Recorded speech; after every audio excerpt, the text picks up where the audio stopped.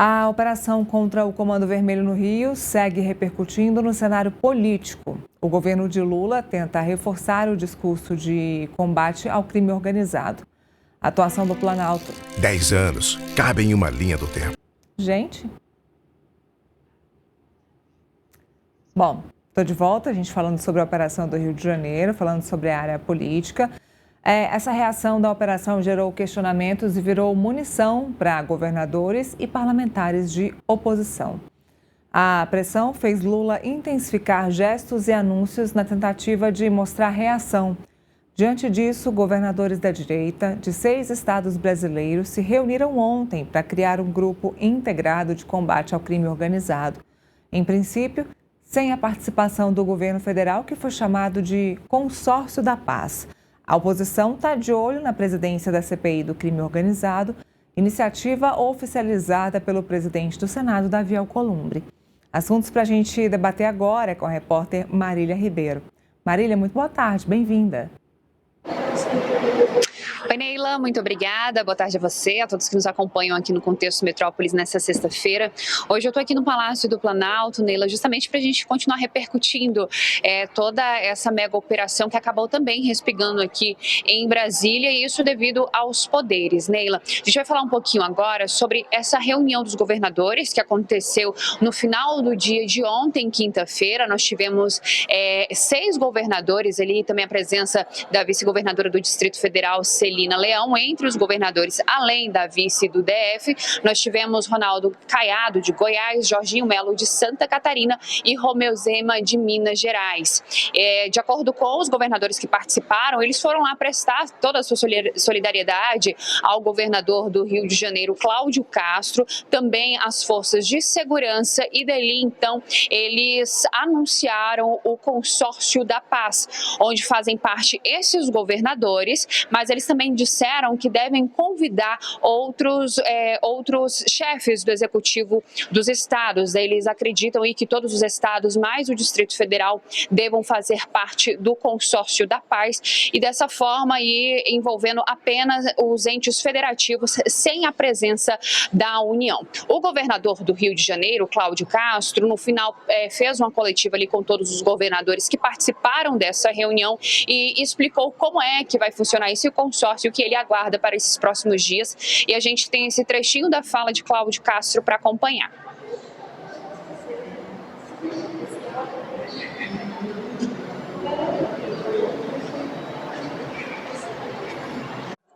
Faremos um consórcio entre estados, no modelo de outros consórcios que existem, para que nós possamos dividir as experiências, soluções e ações do combate ao crime organizado e da libertação do nosso povo, para que possamos compartilhar ajudas, para que possamos, nesse consórcio, discutir estratégias, e começaremos. A ideia que eu propus que a sede desse consórcio seja no Rio de Janeiro. Faremos uma reunião posterior, mandando para os outros governos que queiram fazer parte. E a ideia desse consórcio é, nas nossas competências estaduais, que a gente possa dividir e somar. Dividir experiências, dividir soluções e somar, sobretudo, ajudas práticas. Isso, né, Neila? Essa foi a explicação do governador Cláudio Castro. Ronaldo Caiado também ele disse o seguinte, que o consórcio ele deve fazer com que todas as forças integradas com base na inteligência e a parte operacional possam ser utilizadas para poder atender qualquer um dos governadores em um momento emergencial, sem ter que perguntar, com deslocamento imediato das forças de segurança. Ronaldo Caiado também concedeu entrevista aqui para o Metrópolis e afirmou que esse consórcio da paz ele não será utilizado como um palanque político. Isso porque, Neila, nós tivemos ali a presença de governadores que devem tentar aí nesse próximo ano uma vaga dentro dessas eleições que vão acontecer em outubro de 2026. Ronaldo Caiado, que é pré-candidato à presidência da República, Romeu Zema de Minas Gerais também aí vem com a intenção de concorrer à presidência em 2026. Neila, então a gente precisa aguardar, porque eles anunciaram o consórcio da paz, mas as medidas, como é que vai funcionar na prática,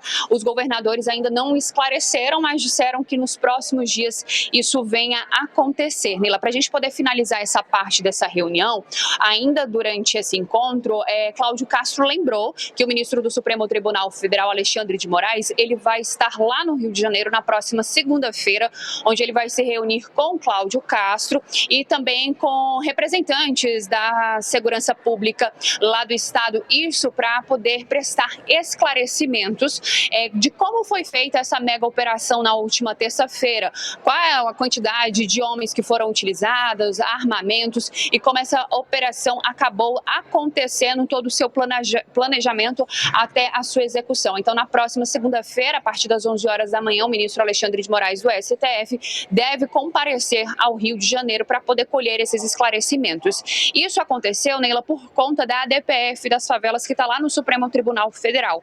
Antes, ela estava sob a relatoria do ministro Luiz Roberto Barroso, só como ele se aposentou, assumiu então aí Alexandre de Moraes essa relatoria. Então, esse assunto, né, Neila, que veio abordando aí toda essa semana, ele também nós devemos aguardar desdobramentos nessa próxima semana, Neila. Marília, você falou sobre a reunião dos governadores, essa foi a segunda reunião, essa foi presencial. Houve uma reunião anterior por videoconferência que o governador de São Paulo, Tarcísio de Freitas, também participou. Dessa vez, na reunião presencial, ele não foi. Teve algum motivo para ele não participar? Ele acabou desistindo de integrar aí esse consórcio da paz? Neila, ele não foi presencialmente, mas Tarcísio de Freitas participou sim desse encontro, mas de forma remota.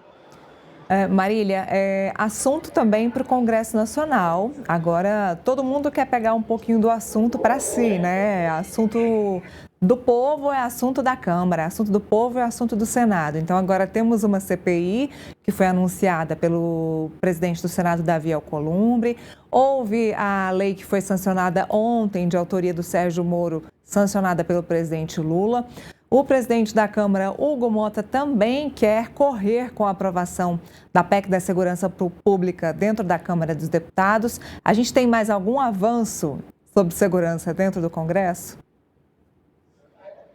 Temos sim, Neila. Ontem o presidente da Câmara dos Deputados, Hugo Mota, ele afirmou que conversou ali com membros que fazem parte da comissão especial onde está sendo analisada a proposta de emenda à Constituição da Segurança Pública, texto esse que chegou no início deste ano lá no Congresso Nacional e vem tramitando nessa comissão especial, mas já passou pela Comissão de Constituição e Justiça. A gente até trouxe aqui no contexto que o presidente Hugo Mota colocaria aí um prazo para que esse relatório final fosse analisado pela comissão e votado. Então, esse prazo, ele falou sobre ele, vai ser até o dia 4 de dezembro. Então, 4 de dezembro, a comissão especial onde está a PEC da segurança vai ter que apresentar, então, o seu relatório para que ele possa ser votado. A gente tem um trecho, na verdade, um trecho não, nós temos um material que foi feito pela nossa equipe falando a respeito desse prazo que foi colocado pelo presidente Hugo Mota e nós vamos acompanhar agora. O presidente da Câmara, Hugo Mota, disse nesta quinta-feira que a proposta de emenda à Constituição da Segurança Pública será votada na comissão especial no início de dezembro.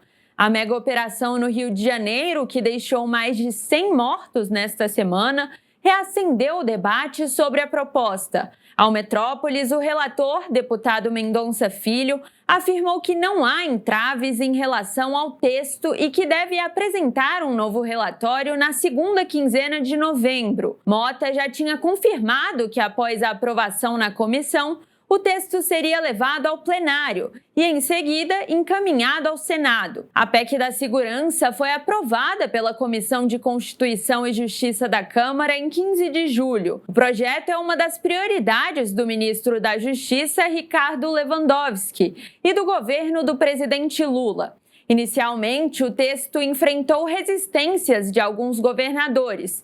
Entre eles, o de Goiás, Ronaldo Caiado, conhecido por adotar uma postura mais rígida em relação à atuação das polícias militares nas operações. O relator Mendonça adotou uma abordagem mais conciliadora e retirou do texto o trecho mais polêmico, que atribuía à União a competência exclusiva para legislar sobre normas gerais da segurança pública, defesa social e sistema penitenciário. Para mais informações, acesse o portal metrópolis.com. Marília, temos uma CPI em pleno outubro, eu falei outubro, mas em pleno novembro, né? Possível criação de uma CPI já em novembro, no finalzinho do ano. Davi Alcolumbre quer surfar aí na onda da segurança pública, já querem encontrar aí um relator para essa proposta. A oposição já levantou o dedo, a relatoria é minha, né? Já colocaram aí opções de nomes, mas depois que a oposição conseguiu dar aquele tombo na base do governo na última CPMI, tirando relatoria e presidência, eu acho que vai ficar um pouco complicado colocar um relator de direita aí nessa próxima CPI, não é? Pois é, Neila, é mais uma CPI para a gente poder acompanhar antes mesmo do ano encerrar. Ela está prevista para ser instalada já na próxima terça-feira, foi o que prometeu o presidente do Senado, Davi Alcolumbre. Essa CPI, ela teve a autoria aí de criação do senador sergipano do MDB, Alessandro Vieira, e aí o que vem sendo tratado ali, Neila, nos bastidores, é que a relatoria da CPI fique com Alessandro Vieira. Mas como você disse, a oposição ela vem trabalhando também, temos nomes da oposição dentro dessa CPI, como, por exemplo, o nome de Flávio Bolsonaro, é um dos nomes cogitados. E por que vem acontecendo isso, Neila? Porque na criação da CPI, para que pudesse ser criada, precisaria ali de assinaturas de parlamentares, né, que os senadores pudessem assinar o documento para que ela pudesse ser, então, criada e instalada. Só que o que aconteceu? Não teve assinatura da base do governo, não tivemos parlamentares ali do PT assinando a criação dessa CPI do crime organizado. Então, aí os parlamentares eles já vêm trabalhando ali de oposição para que eles possam pegar pelo menos essa relatoria. E o que o governo afirmou é que não houve ali nenhum pedido para que não fossem assinados, não houve nenhuma indicação por parte do governo para que os senadores não viessem assinar essa criação da CPI. Com a instalação marcada para a próxima terça-feira, teremos aí então 11 membros titulares, 11 membros suplentes. Vamos ter o relator, o presidente e um vice-presidente.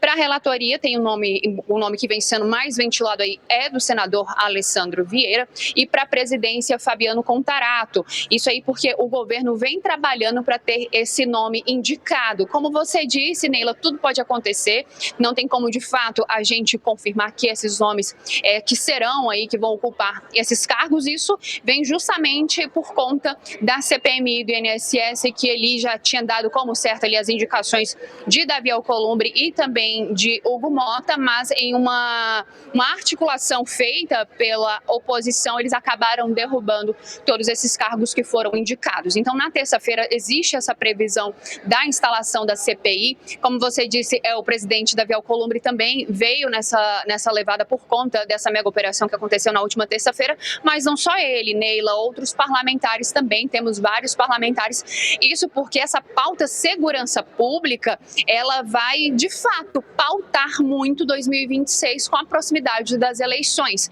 Porque o presidente Lula, ele já deixou bem claro que uma das marcas que ele quer deixar aí para uma possível reeleição, né, é, de fato, a segurança pública. Tanto que nós temos 2 textos que saíram aqui do Palácio do Planalto, a PEC da Segurança Pública, em tramitação na Câmara dos Deputados. Existe também a previsão de chegar ainda hoje o projeto de lei das antifacções lá dentro do Congresso Nacional, mais um texto para poder ser analisado pelos parlamentares, e aí eles acabam colocando o pé no acelerador nesse finalzinho de ano para poder aprovar essas pautas de segurança pública, mas que acabaram aí ganhando mesmo luz, né, esses projetos, por conta dessa mega operação que deixou mais de 100 pessoas mortas. Entre elas tivemos aí também policiais que foram mortos nessa operação lá no Rio de Janeiro. A gente precisa aguardar, saber se de fato esses projetos vão avançar.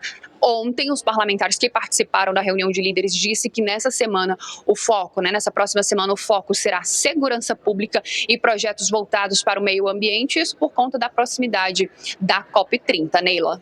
Marília, falando em COP30, vou aproveitar, ainda vou te fazer essa pergunta. Falando em COP30, a Câmara deve ficar esvaziada. A Câmara e Senado pode ser que fique esvaziada por conta do evento. Como é que vai ficar a pauta do Congresso Nacional e as votações por conta da COP30 lá no Pará?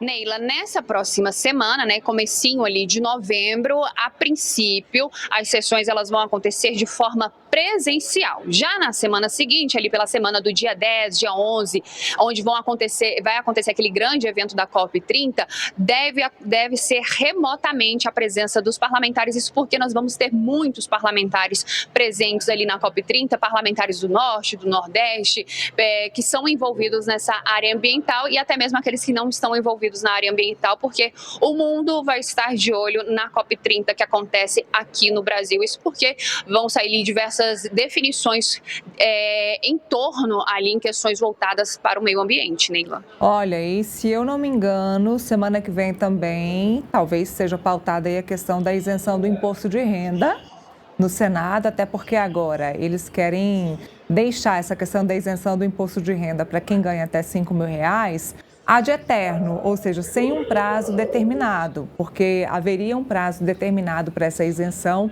mas o Senado entende aí, por meio da relatoria do Renan Calheiros, que esse prazo deve ser estendido por um período indeterminado. Então, talvez semana que vem a gente ouça falar desse assunto também, né, Marília? É isso, Neila. Na verdade, essa proposta aí, que foi colocada dessa isenção do imposto de renda de forma indeterminada por conta do que o governo vem fazendo, ela foi ontem votada, aprovada lá no Congresso Nacional. Então, a partir de agora, o que acontecer em relação ao imposto de renda, essas isenções, se outro governo assumir, ele não vai poder alterar o que antes era permitido. Então, isso na prática afeta, sim, esse projeto que está em tramitação lá dentro do Senado Federal. A expectativa é, de fato, que ele seja analisado já na próxima semana, mas é importante também, Neila, tudo é importante a gente ficar de olho, porque como o Congresso ele acaba sendo engolido pelas pautas que acontecem fora, como, por exemplo, foi o caso dessa semana, que não estava em vista ainda tantos projetos de segurança pública, mas acabaram ganhando protagonismo justamente por conta da mega operação, e as outras pautas elas acabam sendo esquecidas, como é o caso também aí da CPMI do INSS. Eu estava conversando com o vice-presidente da comissão, o deputado Duarte Júnior, e eu perguntei para ele, falei assim, deputado, de fato, como é que vai fazer daqui para frente? Porque ela não vem ganhando fôlego, a CPMI, ela aí acaba sendo engolida por conta das pautas que acontecem do cotidiano e de fato respingam ali dentro do Congresso Nacional. Ele falou que os trabalhos vão continuar, que eles vão continuar ali ouvindo, aprovando requerimentos, mas de fato não tem como controlar o que o Congresso, o que vira pauta ali dentro do Congresso Nacional, porque de fato, principalmente a Câmara dos Deputados, que é a Casa do Povo, precisa discutir pautas que são voltadas para a população. Então, o imposto de renda, a expectativa é que ele avance aí nessa próxima semana, que ele seja votado. Isso, lembrando que o presidente Lula quer usar isso também para 2026. Então, se aprovado, as novas regras já começam a valer no ano que vem, Neila. Muito bem, sigamos acompanhando. Então, muita coisa na semana que vem para a gente acompanhar, principalmente dentro do Congresso Nacional. Marília, bom trabalho. Marília que está lá no Palácio do Planalto, belíssimo Palácio do Planalto. Bom trabalho para você e até semana que vem. Neila, na semana que vem eu vou estar cobrindo a COP30, vou estar lá em Belém do Pará, então vou trazer informações diretamente lá da COP para todos que vão estar nos acompanhando aqui no Contexto, então vocês não percam toda a programação que a gente vai trazer diretamente lá de Belém do Pará, com toda essa COP30 que está sendo preparada aqui no Brasil. Ah, que boa notícia! Me deixou ainda mais feliz, então a gente se vê semana que vem, você lá, eu de cá e você trazendo as notícias da COP30. Muito legal, obrigada, Marília.